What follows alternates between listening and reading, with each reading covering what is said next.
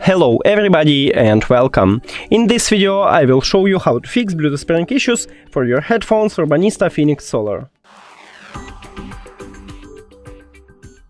Firstly, make sure that your Bluetooth is turned on, and after that click on it at the device list if you have not connected.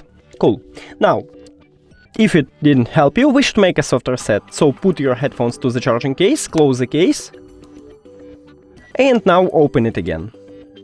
Now we should have connected here, yeah. But if it also didn't help you, we should remove and add these headphones. So click the information icon or settings icon if you have Android, forget the device, forget device. Also, if you have Android, click pair new device, and then click on your headphones at the device list. Cool, but if it also didn't help you, we should make a hard reset. So press and hold this connectional button until these LED lights start to be purple. Here we go. Now click the information icon or settings icon if you have Android. Forget the device, forget device. Don't forget about pair new device on your Android, and then click on it at the device list. We did it! Thank you for watching this video. If you found it helpful, please consider subscribing to the channel and leave the like on the video. It's really important to us.